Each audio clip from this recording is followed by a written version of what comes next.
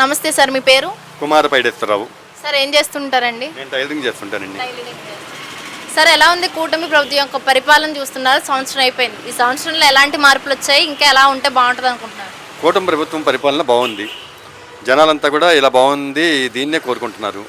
అలాగే స్కూల్ పిల్లలు డబ్బులు వస్తే కరెక్ట్గా గత ప్రభుత్వంలో వచ్చిన దానికన్నా ఇప్పుడు వచ్చింది.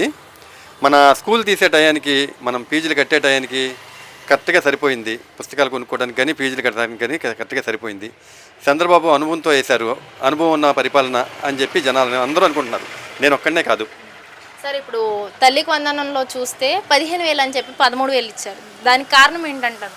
దానికి కారణం గత ప్రభుత్వంలో ఎలా చేసిందేమో తెలియదు, కానీ ఇప్పుడు మట్టికి మన స్కూల్ డెవలప్మెంట్కి అని చెప్పేసి టీచర్ వరకు డబ్బులు మొత్తం వచ్చి టీచర్ దగ్గర నుంచే మనకి 13 వస్తున్నాయి. గతంలో మరి అది 13 వచ్చేది, దానికి కడమ 2,000 గురించి మనకు పూర్తిగా తెలియదు. సార్, ఇప్పుడు మీ గ్రామంలో చూసినట్లయితే రోడ్ల పరిస్థితి కావచ్చు, డ్రైనేజీల పరిస్థితి కావచ్చు, ఎలా ఉంది? సామాన్యుడు బతికే విధంగా ఉందంటారా లేదంటారా? రోడ్ల పరిస్థితి వస్తే మన ఏరియా చింతమనేని ప్రభాకర్ గారు చేసిన డేరికి ఈరోజు రోడ్డు మీద వెళ్ళే మేమందరం కూడా సంతోషంగా వెళ్తున్నాం. గతంలో వెళ్ళాలంటే సైడు తప్పుకోవాలంటే భయంగా ఉండేది, కానీ ఇప్పుడు ఆయన డేర్ చేసి రోడ్డు అన్నీ కూడా జనాలు ఇబ్బంది పడి అడ్డం పడుతున్నా సరే చాలా డేర్గా ముందుకొచ్చి రోడ్డు పక్కన కావాల్సినవన్నీ కొట్టి రోడ్డు వేసినందుకు మాతో పాటు జనాలందరం కూడా సంతోషంగా వెళ్తున్నాము. ఏ ఇబ్బంది లేదు. వాహనాలు ఆగటం కానీ, వాహనాలు యాక్సిడెంట్లు కానీ ఇలాంటివి ఏమీ లేదు. సార్, అసలు ఎమ్మెల్యే గారి ప్రవర్తన కావచ్చు ఎలా ఉంటుంది అంటారు? అంటే మీకున్న సందేహాలు, విషయాలు ఏం చెప్పినా వెంటనే స్పందిస్తూ ఉంటారా? మనం ఇప్పుడు ఏది చెప్పినా మనకి వెంటనే సంధిస్తున్నారు. బాగుంది. నెక్స్ట్ ఇంకోటి ఏంటంటే ఇంతకు ఎప్పుడు వరకు బాగుంది, ఇక ముందు కూడా బాగుంది అనుకుంటున్నాం. సార్, ఇప్పుడు మీకు రేషన్ వస్తుంది. ఆ రేషన్ పద్ధతి చూస్తే గతంలో వ్యాన్లు ఇంటింటా వచ్చేవి, రేషన్ తీసుకునేవారు. కానీ ఇప్పుడు రేషన్ డిపోలకు వెళ్ళి తీసుకునే పరిస్థితి వచ్చింది. సార్, దీన్ని బట్టి అసలు ఇది మంచి పద్ధతి అంటారా ఏంటి? గత ప్రభుత్వంలో ఇంటింటికి వచ్చి ఇస్తున్నారు, కానీ అది జరగలేదు. ఏదో ఒక ఇదిలో పెట్టి 10 మందిని రమ్మనేవాళ్ళు. కానీ ఇంటి దగ్గర అంతా కూలి పనులకు వెళ్ళిపోయి, బయట పనులకు వెళ్ళిపోయి అందరూ ఉండేవాళ్ళు కాదు.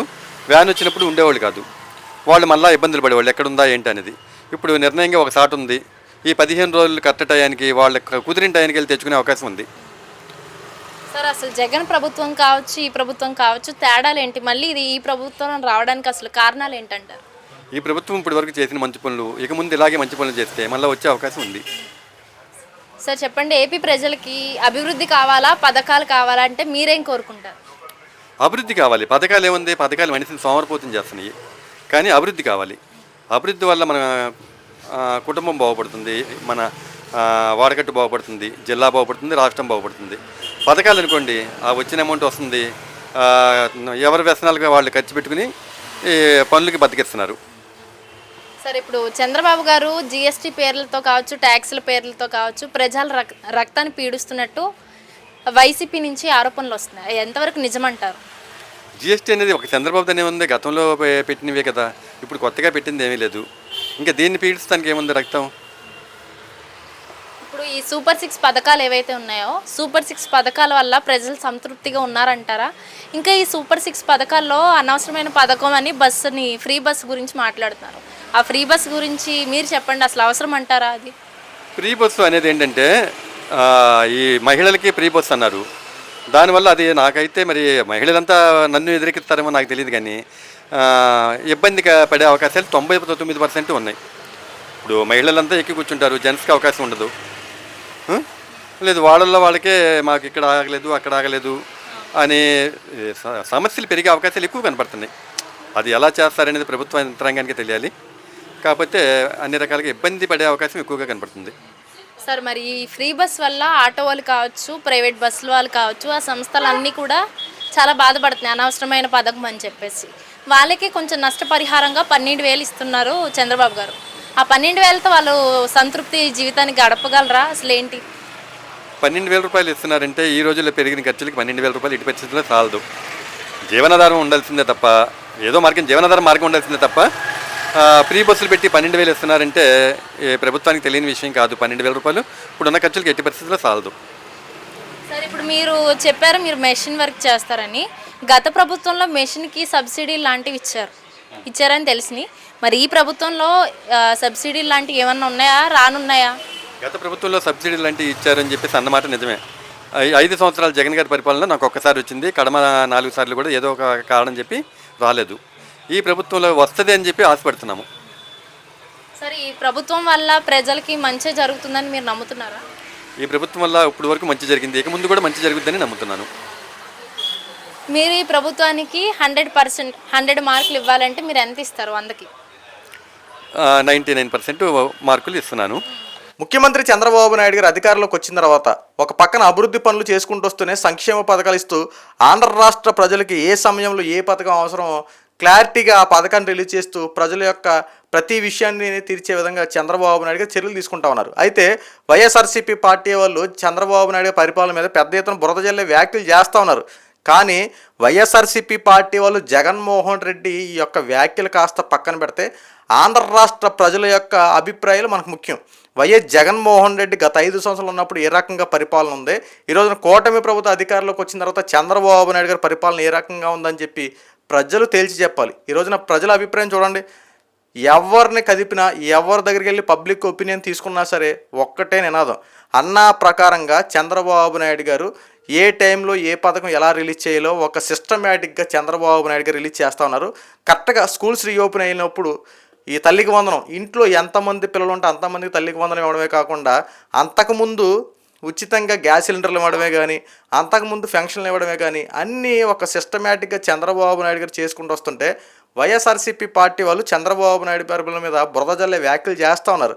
కానీ ప్రజల్లో మాత్రం స్పష్టమైన అవగాహన ఉంది. గతంలో వైఎస్ జగన్మోహన్ రెడ్డి పథకాలు ఇచ్చేయడం చెప్పి పేరే తప్ప ఆ పథకాలు ప్రజల్లోకి వెళ్తున్నాయా, ఎంతవరకు దగ్గరలోకి వెళ్తున్నాయా, నిజంగా వెళ్తున్నాయని చెప్పి ఏనాడైనా సరే ఆరా తీసినటువంటి దాఖలాలు అయితే లేవు. అది నిర్మోహటంగా చెప్పొచ్చు. ఏదో పథకాలు ఇచ్చేసాం, అభివృద్ధి చేసేసాం అని చెప్పి జగన్మోహన్ రెడ్డి అనుకుంటున్నాడు. కానీ అసలు ఈ పథకాలు ప్రజల్లోకి వెళ్తున్నాయా, వెళ్తే ఎంతవరకు వెళ్తున్నాయా, నిజంగా వెళ్తున్నాయని చెప్పి ఏనాడే సరే ఎంక్వైరీ చేసినటువంటి దాఖలాలు కనపట్ల. ఈరోజు కూటమి ప్రభుత్వం చూడండి, అధికారంలోకి వచ్చిన దగ్గర నుండి ఈ రోజుకి సంవత్సర పరిపాలన పూర్తయిన దగ్గర వరకు ఏ పథకాన్ని రిలీజ్ చేసినా సరే కార్యకర్తల దగ్గర నుంచి ముఖ్యమంత్రి చంద్రబాబు నాయుడు గారు కూడా ప్రతి నెల పెన్షన్లు ఇచ్చే టైంలో ఒక నియోజకవర్గానికి వెళ్ళడం, అక్కడ సమస్యలు అడిగి తెలుసుకోవడం, అంతేకాకుండా స్థానిక ఎమ్మెల్యేలు ఎవరైతే ఉన్నారో వాళ్ళు కూడా ప్రజల్లోకి వెళ్ళి ఎంక్వైరీ తెలుసుకుంటూ ఆ ప్రజలకు కావాల్సినటువంటి మెరుగైన జీవన విధానం కల్పిస్తూ ప్రజల యొక్క అవసరాలు తీర్చే విధంగా ఈరోజున ఎమ్మెల్యేలు సహా ప్రతి గడప తొక్కుతా ఉన్నారు. ఏదో ఎలక్షన్లు వచ్చినప్పుడు ఓట్ల కోసం అడుకునేటట్టు కాకుండా ఈ రోజున ప్రతి ఎమ్మెల్యే గెలిచిన ఎమ్మెల్యేలు, మంత్రి పదవిని చేపట్టిన వాళ్ళు కూడా ప్రతి ఒక్కరూ ఈ రోజున ప్రజల్లోకి వెళ్తూ ప్రజా సమస్యలు తీరుస్తూ ప్రజలకు కావాల్సిన మెరుగైన జీవన విధానాన్ని కల్పిస్తూ ప్రజలకు అత్యంత చేరువలో ఉన్నారు. జగన్మోహన్ రెడ్డి అంటున్నాడు కదా, దమ్ముంటే ప్రజల్లోకి రండి అని చెప్పి మాట్లాడుతున్నారు కదా. ఈ రోజున ప్రజలు ఏం మాట్లాడుతున్నారో ఒకసారి ఆలోచించాయి జగన్మోహన్ రెడ్డి. ఈ రోజున జగన్మోహన్ రెడ్డి మహానాడు కార్యక్రమం దగ్గర నుండి ఏం మాట్లాడుతున్నాడంటే వెళ్ళి 4 గోళ్ల మధ్య మీటింగ్లు పెట్టుకోవడం కాదు, ప్రజల్లోకి వెళ్ళాలని చెప్పి మాట్లాడుతున్నాడు కదా. ఈ రోజున ప్రతి ఎమ్మెల్యేలు ముఖ్యమంత్రితో సహా ప్రజల్లోనే ఉంటున్నారు కదా జగన్మోహన్ రెడ్డి. ఈ మాత్రం గ్రహించకపోతే ఎలాగా? గతంలో నీకు 150 సీట్లు ఇచ్చినప్పుడు నువ్వు ప్రజల కోసం చేసింది ఏముంది? ఈ రోజున కూటమి ప్రభుత్వం అన్న మాట ప్రకారంగా అభివృద్ధి పనులు చేసుకుంటూ వస్తూ సంక్షేమ పథకాలు అవలంబిస్తూ ప్రజల యొక్క మన్ననలు పొందుతూ రేపు అధికారంలోకి రావడం కోసం ఇప్పుడు నుండే కసరత్తులు చేసుకుంటూ ప్రజల యొక్క ప్రతి అవసరం తీరుస్తూ ప్రజలకు అత్యంత చేరువలో ఉంటుంది. నువ్వు బెదిరింపు చర్యలు పాల్పడుతూ రేపు అధికారంలోకి వస్తే చంపేస్తా, పొడి చేస్తానని చెప్పి నువ్వు మాట్లాడుతున్నావు. ఎప్పటికైనా సరే ప్రజలు వాస్తవాలు గ్రహించారు. నువ్వు బురద జల్లే వ్యాఖ్యలు ఏంటి కాస్త తగ్గించుకుంటే రేపు కనీసం డిపాజిట్లైనా రాకుండా ఉండేలా చేసుకుంటావు. నీ అంతా నువ్వే చేసుకుంటావు, చూసుకో.